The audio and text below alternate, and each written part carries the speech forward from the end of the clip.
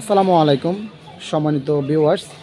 আজকে আমি আলোচনা করব কিভাবে আপনি আপনার স্মৃতিশক্তি বৃদ্ধি করবেন বা আপনি কিভাবে আপনি ভুলে যাওয়া রোগ থেকে বেরিয়ে আসবেন। আর এই ভুলে যাওয়া রোগটি কেন হয়, কি কারণে আপনার স্মৃতিশক্তি হ্রাস পায় বা কমে যায়, সেটি নিয়ে বিস্তারিত আলোচনা করব।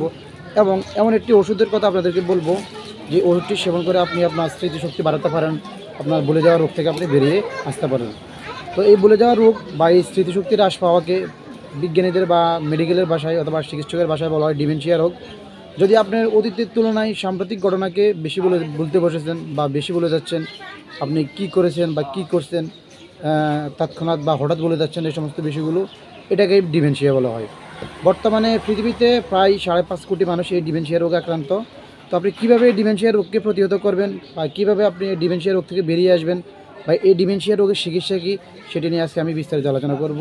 তো মূল আলোচনায় আসার আগে আপনাদের কাছে আমার একটাই অনুরোধ, যারা এখন আমার চ্যানেলটিকে সাবস্ক্রাইব করেন নাই তারা আমার চ্যানেলটিকে সাবস্ক্রাইব করুন, এবং যাদের এই ভুলে যাওয়া রোগটি আছে তারা ভিডিওটি স্কিপ না করে সম্পূর্ণ দেখতে থাকুন।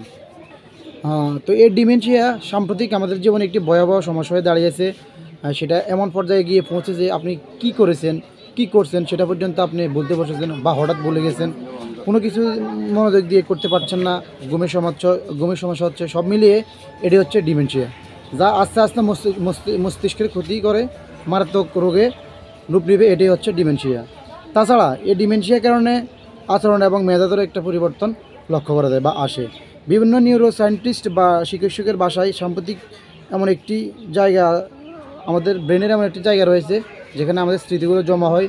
এই ডিমেনশিয়া রোগে যখন আপনার ডিমেনশিয়া সমস্যা যখন আপনার রোগে বা অসুখে পরিণত হবে, তখন আমাদের ব্রেনের এই জায়গাটা ছোটো হয়ে আসে। বিজ্ঞানীদের ভাষায় এই জায়গাকে বলা হয় আপনার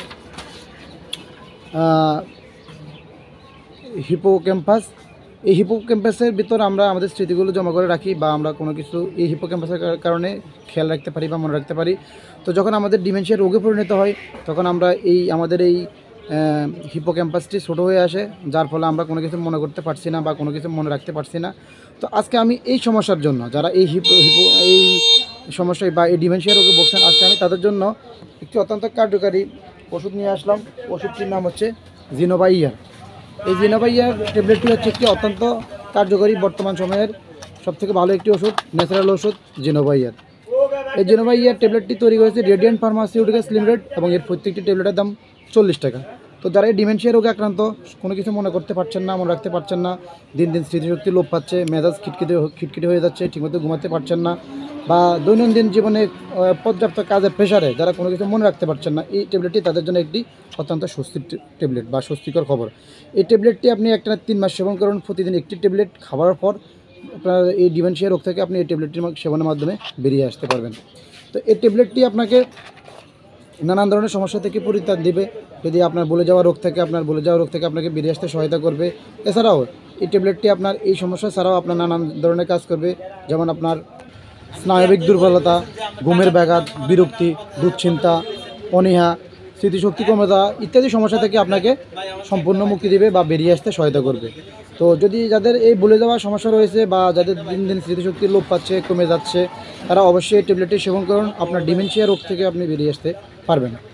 তো ভিডিওটি ভালো লাগলে অবশ্যই লাইক করবেন, কমেন্ট করবেন, শেয়ার করবেন এবং আমার চ্যানেলটিকে সাবস্ক্রাইব করবেন। ধন্যবাদ সবাইকে। আসসালামু আলাইকুম।